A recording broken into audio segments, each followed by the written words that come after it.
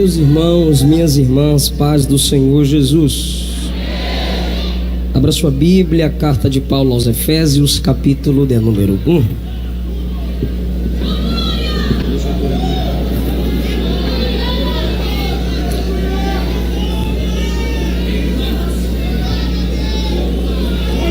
Carta de Paulo aos Efésios, capítulo de número 1.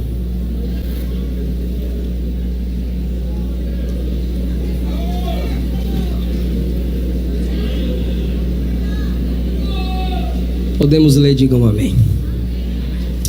Paulo, a partir do versículo 1. Paulo, apóstolo de Jesus Cristo, pela vontade de Deus, escreve aos santos que estão em Éfeso e fiéis em Cristo Jesus: a vós graça e paz da parte de Deus nosso Pai e do Senhor Jesus Cristo. Bendito o Deus e Pai de nosso Senhor Jesus Cristo, o qual nos abençoou com todas as bênçãos espirituais nos lugares celestiais, como também nos elegeu nele antes da fundação do mundo, para que fôssemos santos e irrepreensíveis diante dele em amor. E nos predestinou para filhos de adoção por Jesus Cristo, para si mesmo, segundo o beneplácito da sua vontade, para louvor e glória da sua graça, pela qual nos fez agradáveis a si no amado, em quem temos a redenção pelo seu sangue, a remissão das ofensas, segundo as riquezas da sua graça, que ele fez abundar para conosco em toda a sabedoria e prudência, descobrindo-nos o mistério da sua vontade, segundo o beneplácito que propusera em si mesmo, de tornar a congregar em Cristo todas as coisas na dispensação da plenitude dos tempos, tanto as que estão nos céus como as que estão na terra. Nele, digo, em quem também fomos feitos herança, havendo sido predestinados conforme o propósito daquele que faz todas as coisas, segundo o conselho da sua vontade, com o fim de sermos para louvor da sua glória, nós os que primeiro esperamos em Cristo, em quem também vós estáis, quando, depois que ouvistes a palavra da verdade, o evangelho da vossa salvação, e tendo nele também crido, fostes selados com o Espírito Santo da promessa, o qual é o penhor da nossa herança, para a redenção da possessão adquirida, para louvor da sua glória. Quem não leu Bíblia hoje pagou a dívida agora, né, irmãos? Os que podem, tomem os vossos assentos. Minha gratidão ao Senhor, minha gratidão à memória, à história, pastor Cezinho, minha gratidão ao Senhor pela vida do pastor Reuel, minha gratidão ao Senhor pela vida do pastor Henrique Reame. Obrigado, pastor, pela sua amizade, pelo carinho, pela atenção. Pastor Alexandre Bernardino, obrigado, sua esposa cantora Késia, que Jesus vos abençoe sempre. Pastor Moisés, grande nome ligado ao Bom Samaritano, academia de pregadores, a maior hoje no Brasil para formar pregadores e sedentos da palavra para crescerem em Deus. Pastor Lorinaldo, obrigado pela sua amizade. Pastor Eduardo Reis, grato pela sua presença, pelo seu carinho para conosco. Meu amigo, cantor, pregador Samuel Mariano, obrigado, meu amigo, também pelo seu apoio. Amigos que ministraram aqui, pastor Sinomar, pastor André, grandes homens de Deus, Leandro, Eliane Fernandes, que Jesus vos dê graça. Missionária Cálita, Deus te abençoe. É o terceiro Gideões, né, Cálita, aqui com a gente. Minha esposa, fica em pé, neném. Eu abri a mala e a gravata da cor da saia dela, coincidência, né, mozinho? Tá certo, eu não te conheço não. Obrigado, meu amor. Durante 6 semanas eu acordava, procurava a Luana na cama, não achava.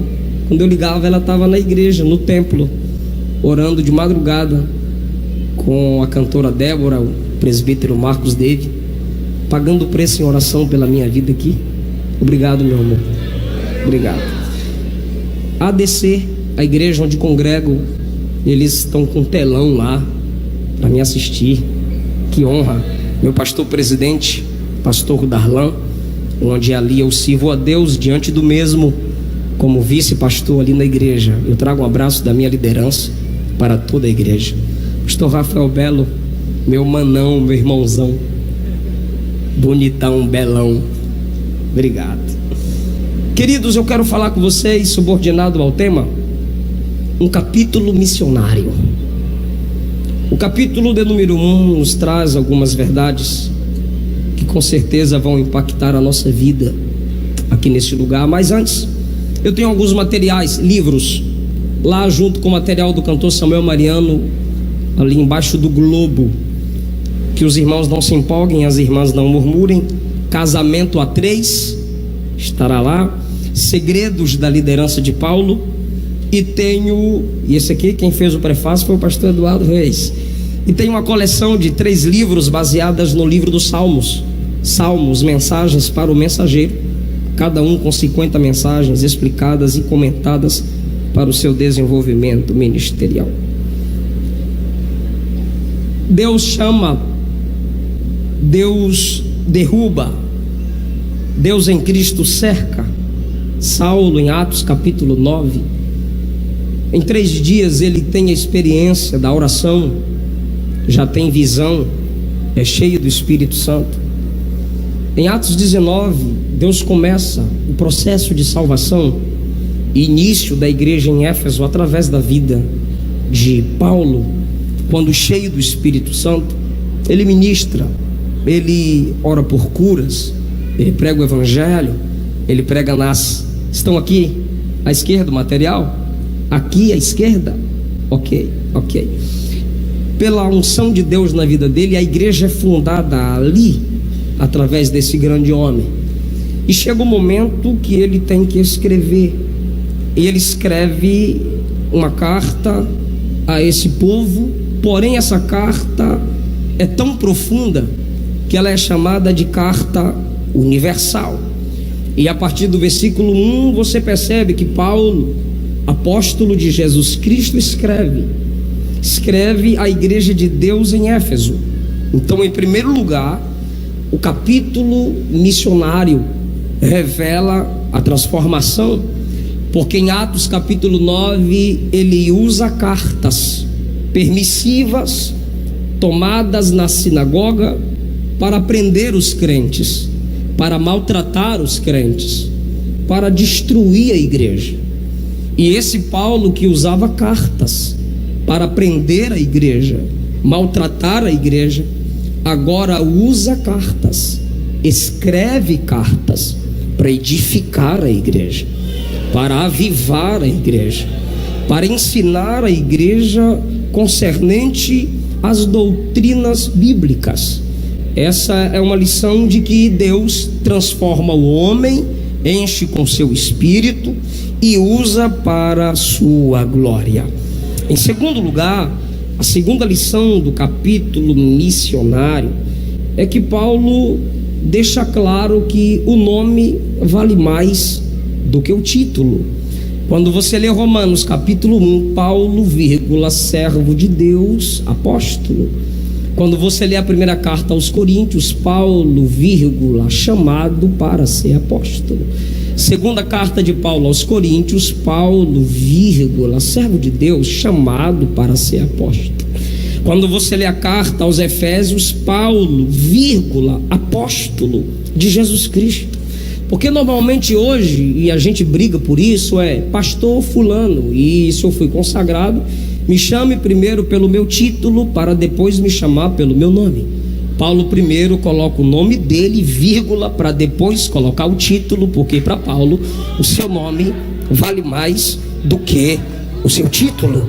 É por isso que naquele grande dia muitos dirão: Senhor, eu preguei em teu nome, pregador. Senhor, eu profetizei em teu nome, profeta.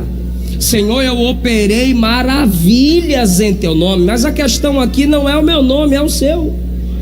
que não está escrito no livro da vida, porque muitos, no afã de valorizar títulos, esquecem da realidade que está por trás do seu nome.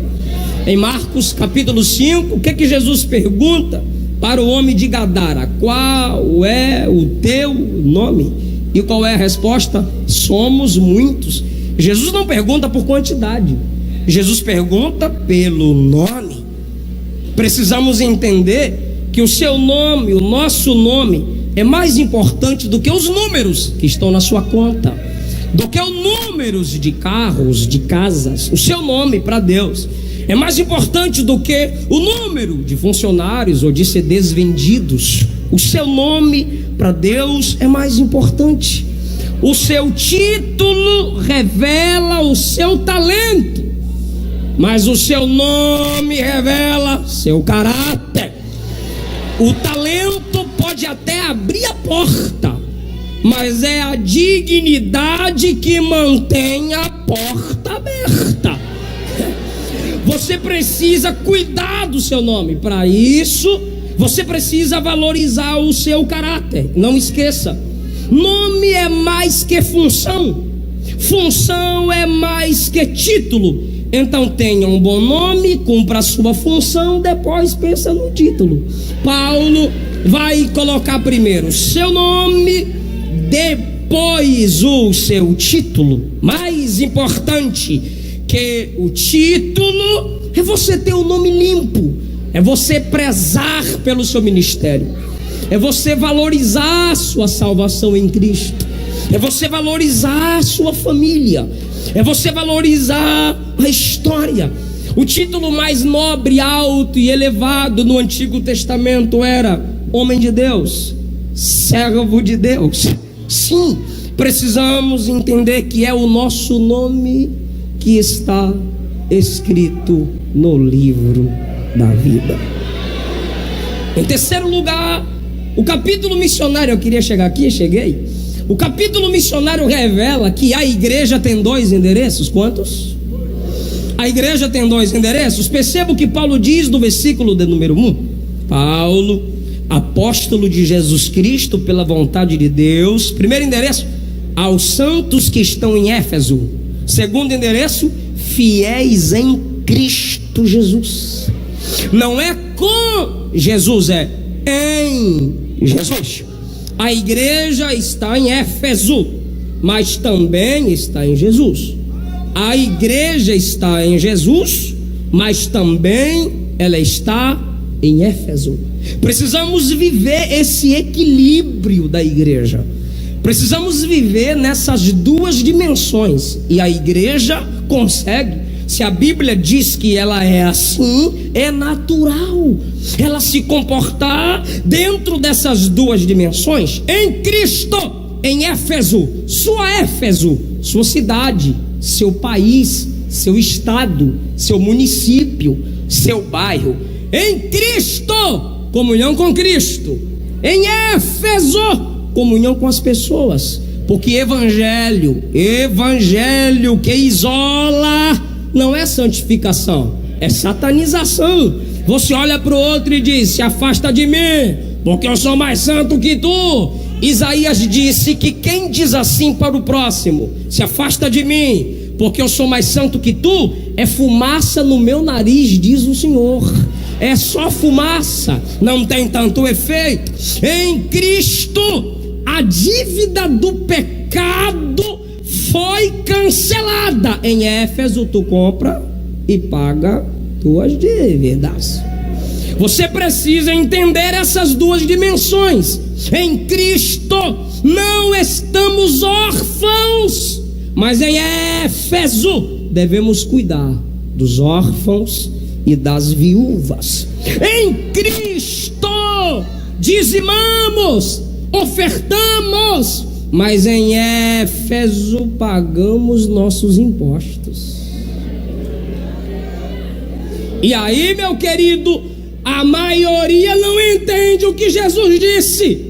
Em Cristo damos a Deus o que é de Deus, mas em Éfeso você dá a César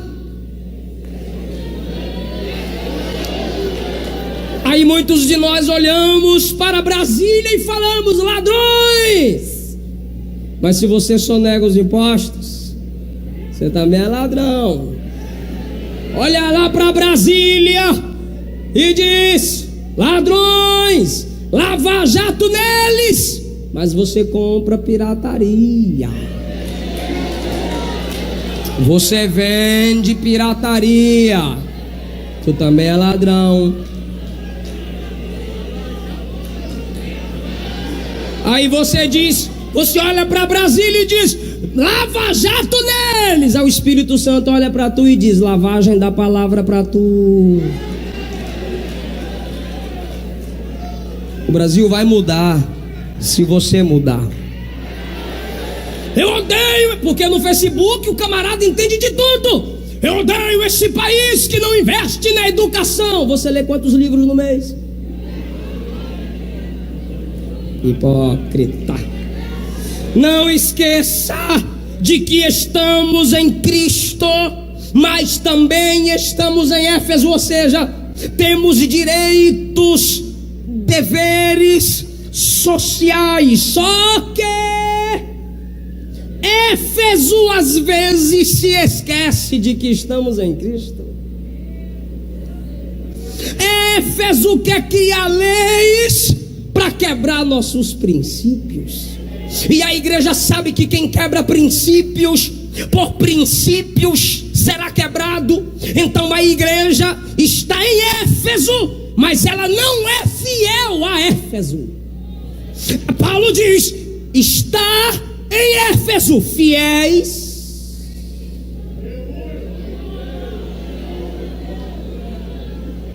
Onde eu quero chegar? Vou não, fica comigo. Eu anotei aqui. Já tem lugares que querem excluir a religião do governo e da política. Crenças religiosas nunca devem ser mencionadas em atividades governamentais ou prédios públicos. Jamais a religião deve ter qualquer papel no processo de tomada de decisão, na política ou no governo. Vem pra cá, a gente sabe do nosso dever, mas também dos nossos direitos. Já estão se opondo às orações no início de reunião na Câmara de Deputados, vereadores. Os 10 mandamentos que sejam tirados de lugares públicos. Estão querendo proibir manifestações religiosas em escolas de ensino médio. Estão querendo impedir orações de eventos desportivos, nem mesmo menção do nome de Jesus. Por que nem mesmo menção do nome de Jesus?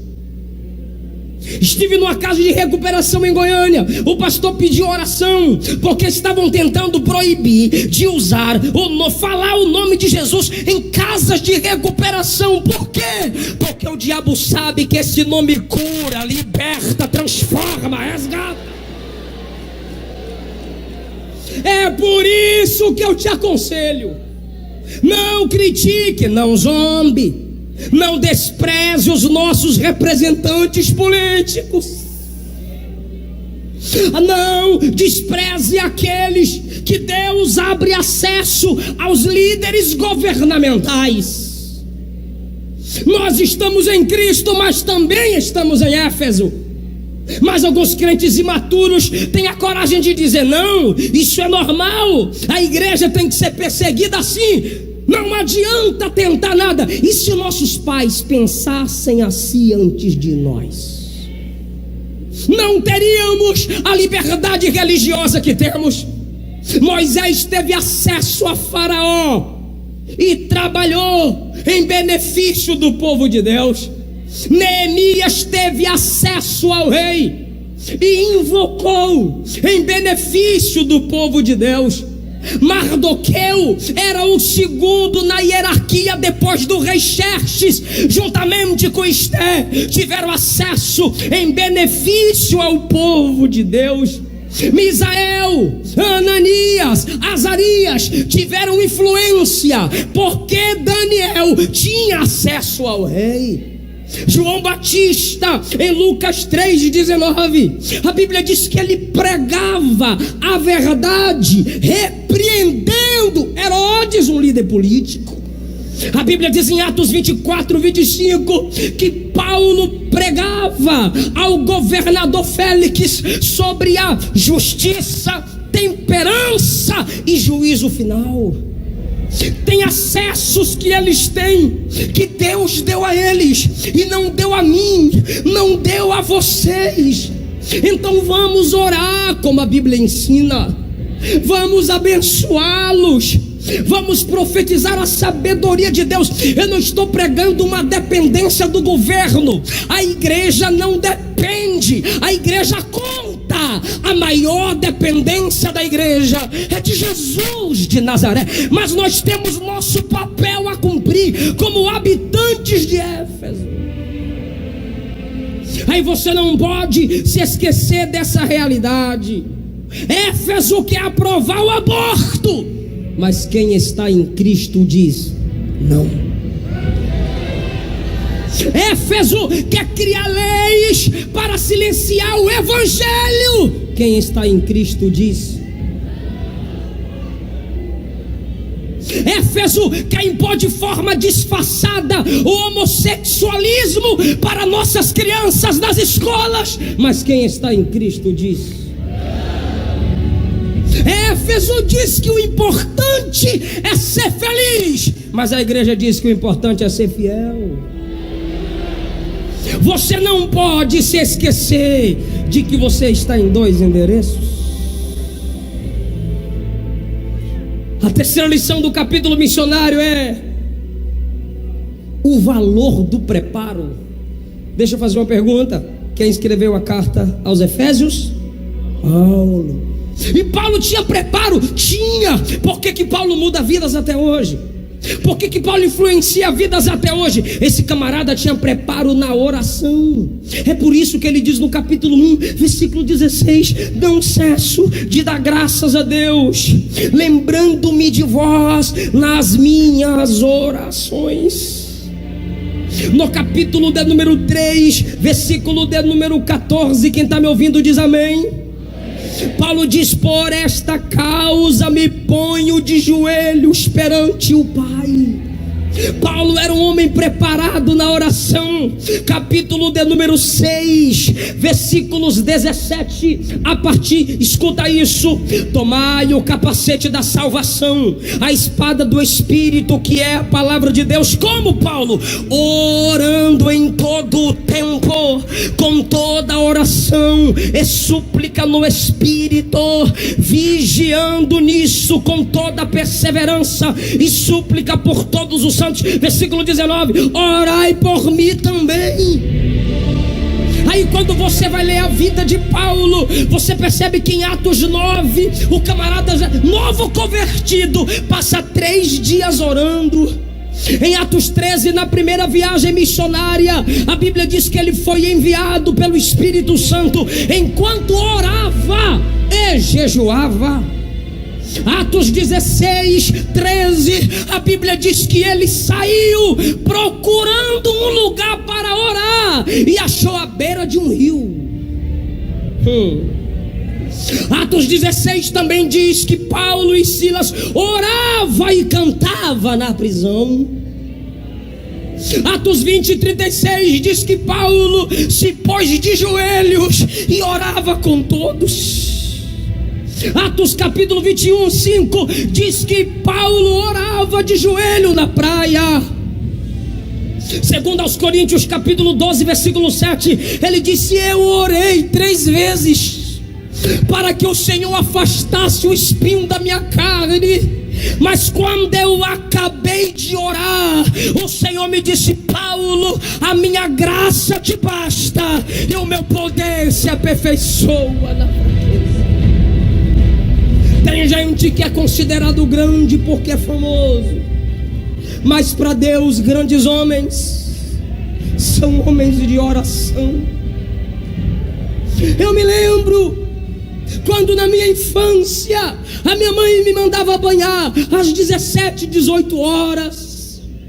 Meu pai me chamava da rua: chega de brincar, vamos banhar. Por quê? Porque já vai começar o culto. E nós falávamos assim: pastor, mas pai, a gente chegar lá só vai ter gente orando. minha mãe dizia, o culto começa quando o primeiro crente está orando. Não chegamos mais na igreja e encontramos os crentes de joelhos. Porque se aquela irmã estiver de joelho, eu vou lá para fora mexer no WhatsApp. Culto sem oração. Não se tem oração na vida de muitos crentes. E crente que não ora está em pecado. O pecado te afasta da oração, mas a oração também te afasta do pecado. É você que decide. Igreja que tem falta de poder. Põe retorno para mim, por favor. Segurei até quando deu. Igreja que tem falta de poder é porque está faltando oração. Cantores, pregadores, técnica a gente aprende, eloquência a gente aprende, agora unção.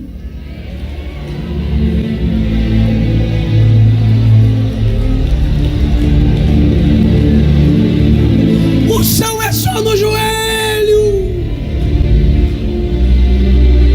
Precisamos voltar a orar. Eu assistindo a pregação de um pregador, eu assisto os outros pregar também no YouTube, eu coloquei lá, vou ver esse cara vai pregar. E ele disse assim, eu perguntei ao meu professor do seminário, quantas horas o senhor ora? O professor resistiu, eu perguntei 4 vezes, na 5ª vez ele respondeu 4 horas antes de sair de casa. Ah, para de graça. Aí ele olhou para a igreja para a qual ele pregava e disse, não precisa isso tudo, ora 15 minutos.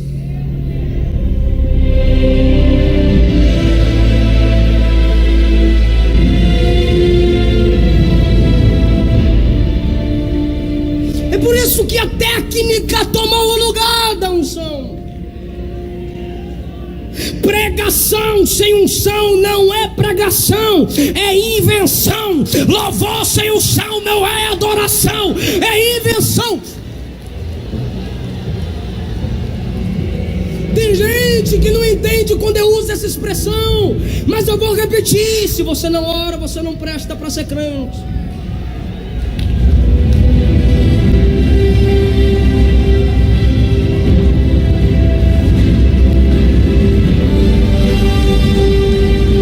Se você não ora, o diabo vai te derrubar mesmo. Se você não ora, você vai desviar mesmo. Se você não ora, você vai para o inferno mesmo. Mas pastor, eu estou fraco. Um crente fraco de joelho é mais forte do que 1000 demônios de pé. Vai orar.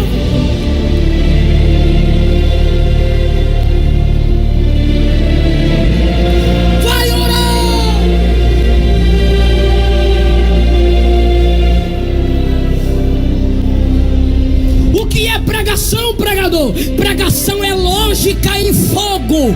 Eu estava ouvindo o pastor André pregar pela manhã e eu vi o bate-papo lá. Uma menina escreveu bem assim: esse pregador só prega teologia. Pregador tem que pregar teologia mesmo, rapaz. Que ela pregar o quê? História de gibi? Daqui a pouco eu chego aqui. O que é pregação? Lógica em fogo. John Wesley já dizia: ponha fogo no seu sermão, ou ponha seu sermão no fogo.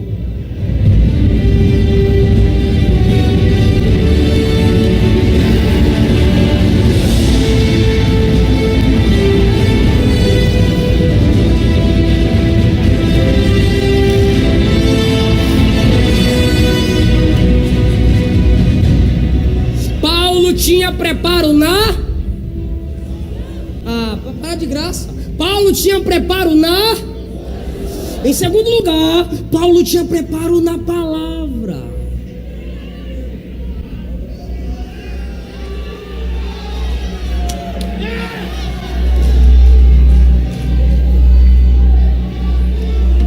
Eu não vim aqui bater em pregador.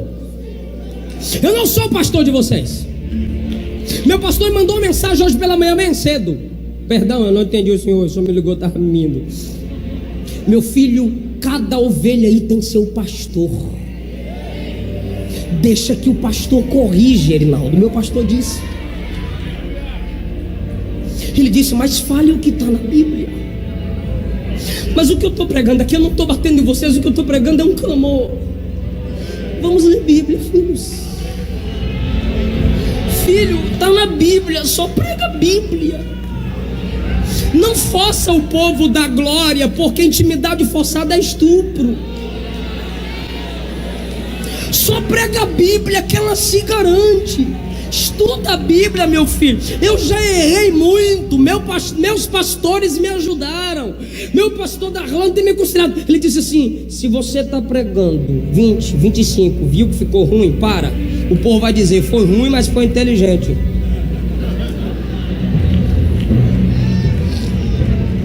Mas pastor, eu quero ser pregador. Então bora aprender com Paulo. Ainda tem uns camaradas que sobem no púlpito para criticar a teologia. Tem gente que sobe no púlpito para criticar a leitura. Meu Deus do céu, onde é que a gente vai chegar? Atos capítulo 9, versículo 20, Paulo pregava a palavra. Versículo 22 diz que Paulo provava que Cristo era o Cristo.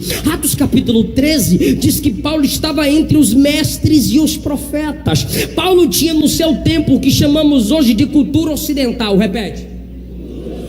O que é cultura ocidental? Uma mistura entre a tradição judaica, a civilização romana e a filosofia grega. O camarada tinha dentro dele a cultura judaica, a civilização romana e a filosofia grega. Será que o cabra era preparado? Em Atos 13 ele chegou na sinagoga em Antioquia e debatia com os camaradas. Todo mundo ficou calado. Quando ele acabou de pregar, os que o ouviram pregar disseram assim: no sábado que vem prega essa mesma mensagem para nós. Atos 14 ele prega a palavra, está escrito assim: a palavra em Icônio e Listra. Atos 16 ele prega a palavra em Tessalônica, ele prega a palavra na beira do rio, ele prega a palavra na prisão, ele prega a palavra na casa do carcereiro. Em Atos 17 ele prega a palavra em Bereia, ele prega a palavra em Atenas, ele prega a palavra em Corinto. Em Atos 19, em Atos 18 ele prega na Galácia, ele prega na Frígia, o que? A palavra. Em Atos 19 ele prega a palavra em Éfeso. Mas pastor, ele pregou tanto em Éfeso que Eutico dormiu e caiu. Pois é, meu querido, o cabra que tinha a palavra, o cara que era teólogo que você tanto critica, quando o cabra caiu do terceiro andar, ele parou o sermão, desceu, abraçou o cabra, disse: está vivo, bora subir que eu vou continuar pregando a palavra. Atos capítulo 20 ele prega na Macedônia, na Grécia, em Troade, o que é a palavra. Meu filho, mesmo que seja Bartimeu, prega o que está aqui. Minha filha, por que eu não estou falando para os pregadores? Porque todos nós fazemos parte do sacerdócio. Lutero disse: considere perdido o dia que você não meditar nas escrituras sagradas. Um dos significados da palavra meditar é sussurrar. Você tem que ler a Bíblia conversando, porque se você não conversa com ela, dificilmente ela vai conversar com você. Você precisa ter preparo na palavra. Eu sei que Gideões é valorizado por muitos, milhares e milhares de pregadores. Então, por favor, deixa eu te ajudar. Pregador é um estudante que jamais se forma. Querido de Deus, se você não semeia no estudo, você não vai colher no púlpito. Se você não semeia no quarto fechado, eu semeei muitas vezes no banheiro, lá na Bahia, no bairro Nossa Senhora da Vitória, o banheiro do lado de fora. Meu pai queria dormir e gritava: apaga a luz. Eu ia pro banheiro, ler a Bíblia no banheiro, porque aquilo que você planta de joelho, você vai colher na tribuna. A mensagem que te custa pouco vai ter pouco valor para quem te ouve.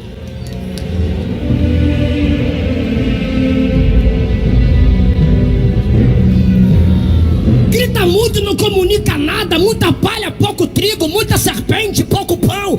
Vamos ler a Bíblia, vamos pregar a Bíblia, vamos viver a Bíblia. A igreja precisa da palavra.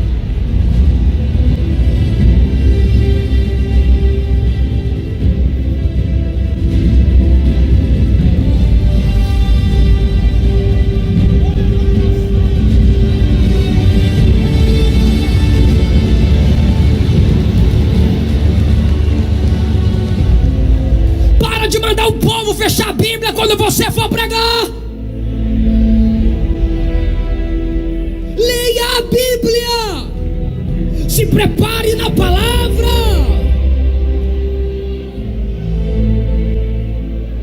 Se prepare na palavra.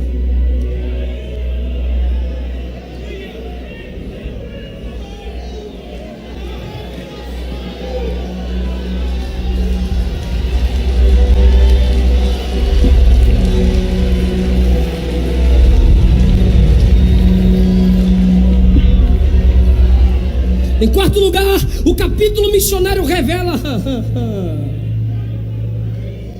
o peso do que se escreve. A arte da escrita tem sido marginalizada. A arte da escrita tem sido marginalizada, não pelo jeito que se escreve simplesmente, VC, OBG, não simplesmente pelo jeito que se escreve, mas pelo que se escreve. E eu não estou falando para ímpio não, estou falando para crente. Tu é poderosozão no Face, né? Vem aqui pessoalmente. Tu é um pitbull nos comentários. Tu é poderoso, viciado Google, copia cola. Pensar tu não pensa. Tu tem argumento? Tenho. Marca um debate. Liga. Tu sabe onde ele congrega, caluniador. Vai lá frente a frente.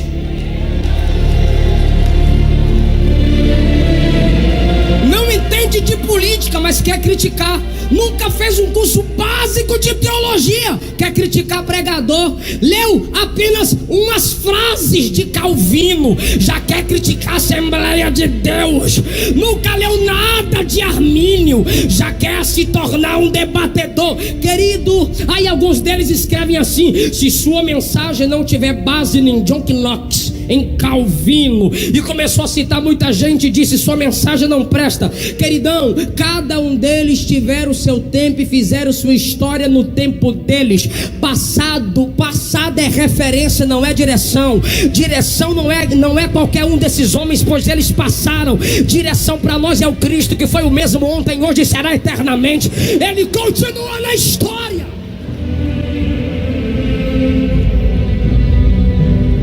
Aí fica debatendo em Face, fica xingando as pessoas em Face. O Facebook hoje está se tornando o paraíso da superficialidade. Pastor Alan Brizotti disse que viu um camarada postar assim: quem ora é de oração. Aí um cabra escreveu lá embaixo: forte.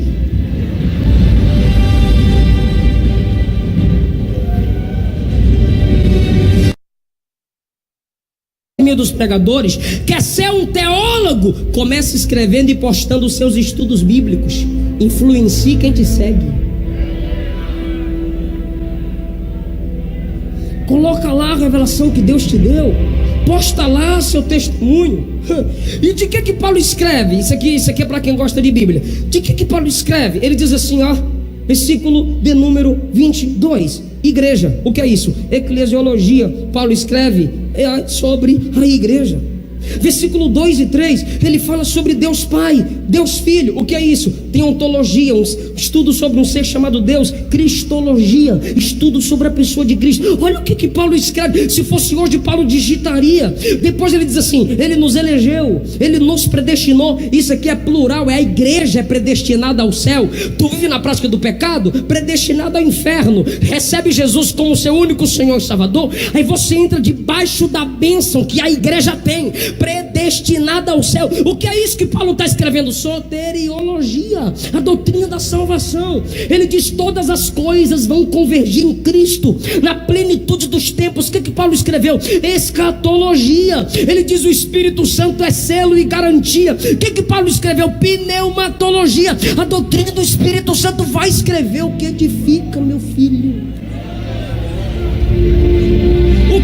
Escuta agora.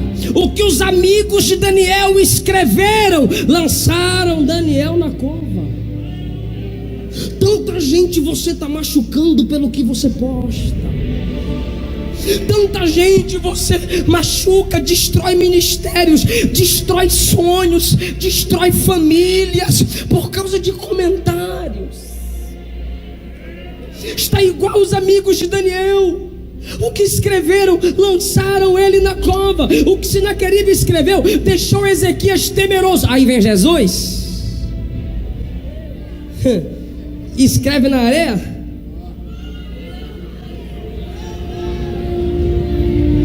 E livra a mulher da morte.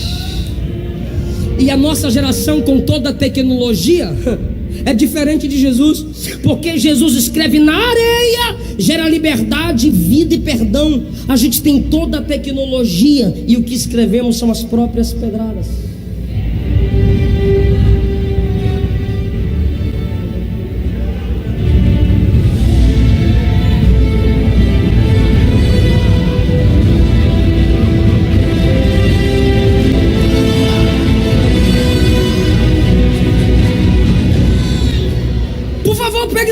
uma pessoa.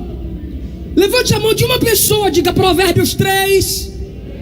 Está escrito: amarra a sabedoria nos teus dedos.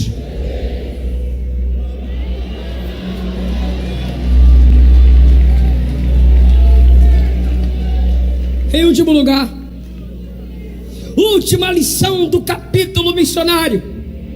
Paulo, esse capítulo revela as bênçãos da igreja.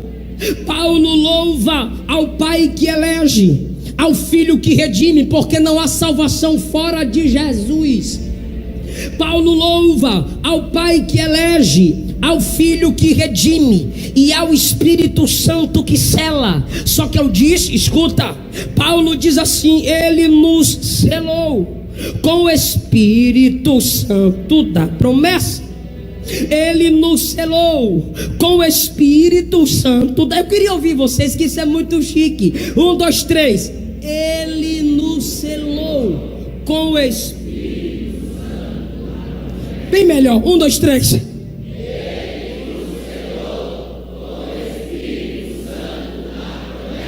A Bíblia fala de selo. A Bíblia fala de selo. Gênesis 39. Judá se casa, nasce o primeiro filho, nasce o segundo filho, o terceiro filho, e ele pega o filho primogênito e dá como esposa Tamar. E aí ele é mau aos olhos do Senhor. Escuta, estou encerrando. Deus mata. Ele pega o segundo filho e diz: é lei, casa com ela para ter a semente, manter a história da nossa família. Esse segundo filho olha para Tamar e diz assim: olha, eu me casei com você, mas eu sei que a descendência não será minha.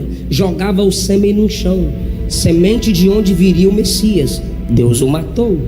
Ele disse assim: eu vou te dar o terceiro filho, espera ele crescer. Judá olhou para a viúva e disse: espera ele crescer, e aí eu o te darei como seu marido. O rapaz não é dado a ela, ela quer engravidar, ela quer um filho. Quando ela soube que Judá passava por certo lugar, alguém falou a ela. Ela chegou e tirou a roupa da viuvez e ficou no caminho perto dele. Ele havia acabado de perder a esposa. Deus matou 2 filhos. O terceiro filho não foi entregue à moça para continuar a história da família. A esposa dele, chamada sua, morreu.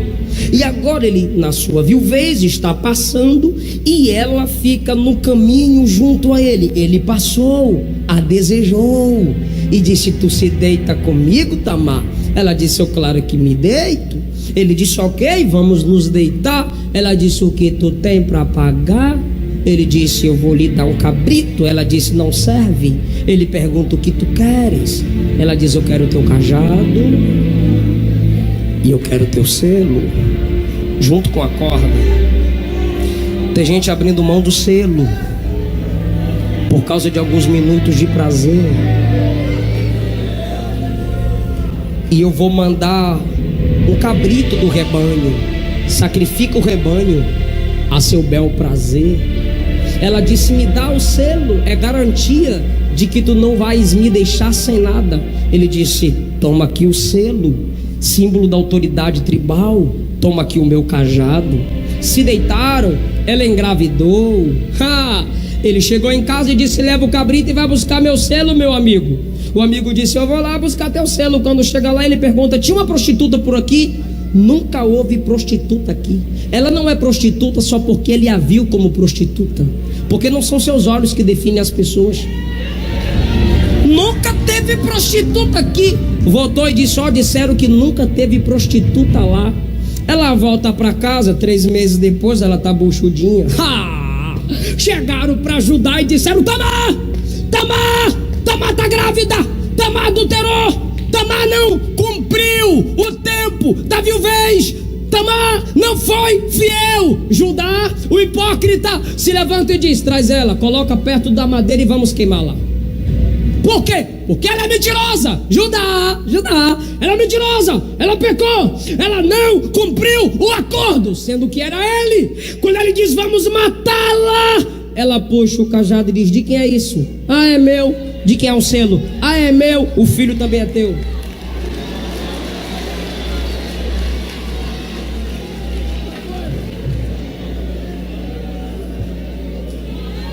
Esté capítulo 3 a 8. Amã tem raiva, faz um edito. O rei diz: coloca meu selo. Qual é o selo? Tá o decreto: mata todo o povo. Esté entra, intercede, quebra o selo, o povo não morre, Amã é enforcado. Acabou. Daniel capítulo 6, não gosto de Daniel. Faz um edito, faz uma carta. Se Daniel orar, será lançado na cova dos leões. Coloca o edito do rei, tá, coloca o anel do rei. Meu anel, selo do rei, acabou, tá selado. Onde? Na pedra. De onde? Da boca. De onde? Da cova. O que era aquele selo? Ninguém tira Daniel daí, ninguém arranca essa pedra daqui. Porém, no outro dia pela manhã, o rei vai até a cova e grita: Daniel, dá-se o caso de que teu Deus, a quem tu continuamente serves, tenha podido te livrar do poder dos leões? Daniel grita: viva, ó rei, o meu Deus enviou o seu anjo, fechou a boca dos leões. O rei deu a ordem: tira a pedra, rompe o selo, arranca Daniel de lá. Vem comigo, fica comigo. Mateus capítulo 27, últimos versículos. Procuraram a autoridade maior e disseram: ó, se esse homem que a gente crucificou, matou, ressuscitar, vai ser pior. O que vocês me aconselham a fazer? Pega uma pedra, coloca na porta do túmulo, pega teu anel, coloca argila e mete o selo. Esse selo quer dizer: ninguém remove essa pedra.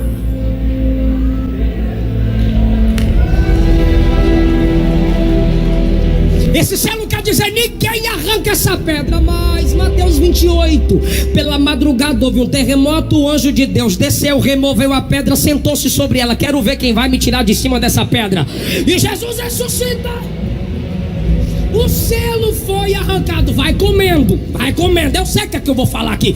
Apocalipse capítulo 5. Vi o livro selado com 7 selos, e ouvi o anjo forte bradar: quem é digno de abrir o livro e desatar os seus 7 selos?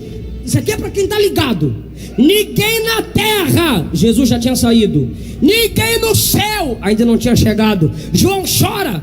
Quando João chora, o ancião diz: ah, quando o crente chora é diferente. João, eis aqui a raiz de Davi, o leão de Judá que venceu para abrir o livro e desatar os selos. Então Jesus se levanta, pega o livro, e aquilo que fazia João chorar, quem está chorando, tem motivo para chorar, tem um pastor. Aquilo que fazia João chorar, Jesus remove. Selo por selo, Jesus removeu. Só que Paulo diz assim em Efésios 1: ele nos selou com o Espírito da promessa. Ele nos selou com o Espírito Santo da promessa.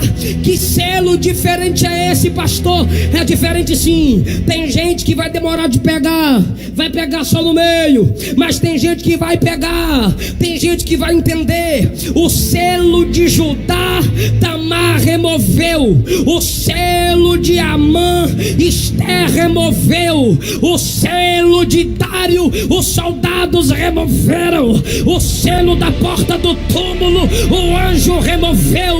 O selo do livro, Jesus removeu. Mas o selo do Espírito Santo da igreja, não há ninguém que possa remover. Ninguém arranca o selo de Deus da igreja. Tem gente dizendo que a igreja no Brasil está acabada. É mentira. Ela está selada. Ela está selada. Ela está selada. O Espírito Santo não desiste. Ele não desiste da igreja, Ele não desiste da noiva. Oh pastor, mas eu caí, Ele te levanta. Ah pastor, mas eu estou fraco, Ele te renova. Ah pastor, mas eu pequei, Ele te perdoa. Ele está selado em você, Ele está grudado em você, Ele está abraçado em você. Ele não desiste de você. Só quem tem o selo abre a boca e canta. Só quem tem o selo abre a boca e adora.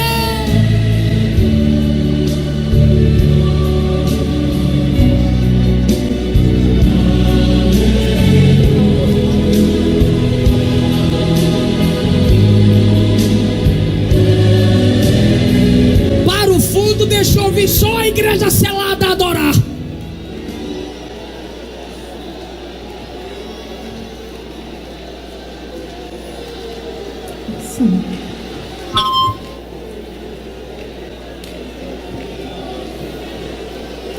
Ele te selou. Ele te selou. Pode teu pai e tua mãe te abandonar, eu não te abandono, eu estou junto com você. Eu renovo você, eu levanto você, eu perdoo você. Você não foi predestinado ao inferno coisa nenhuma. Se arrepende que eu vou te levar para o céu.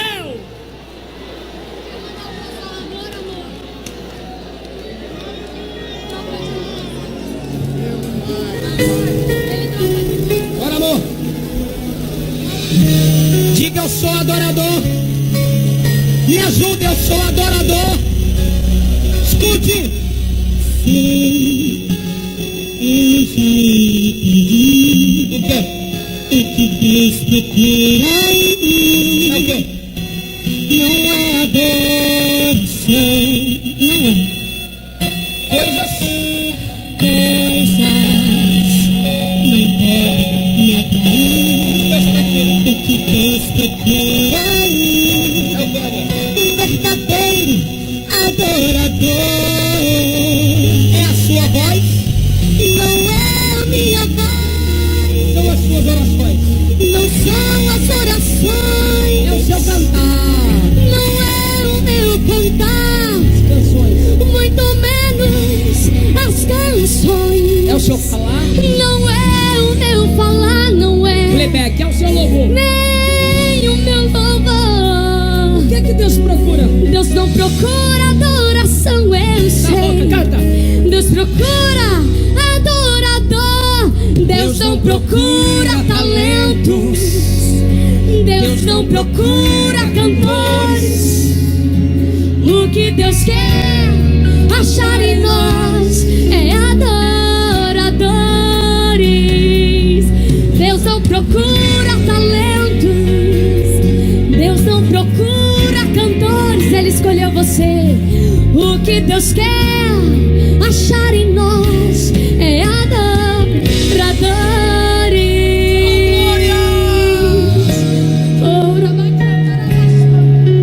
É a sua voz. Não é a minha voz. E as orações. Não são as orações.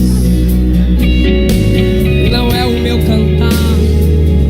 Muito menos as canções. E o seu falar, pastor. Não é o meu falar. E o seu pregar. Nem o meu louvor. Deus não procura só adoração.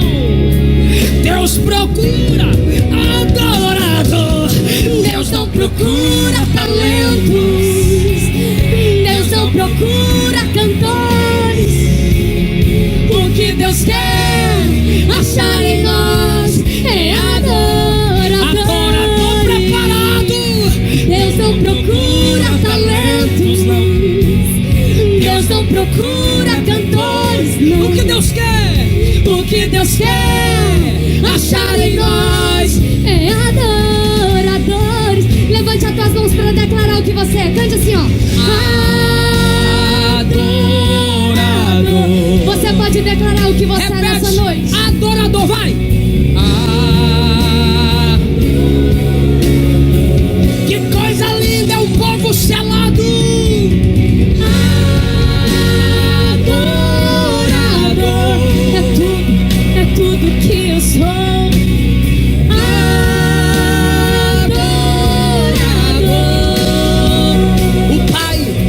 espírito e está à procura de verdadeiros adoradores que o adore em espírito e em verdade. Em uma só voz, para terminar, vamos declarar o que nós somos. Você pode erguer a tua voz e dizer: adorador. É tudo que você é. Saia daqui cantando para você essa canção.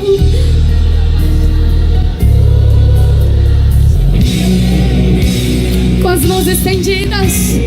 Adorador. É tudo que eu sou.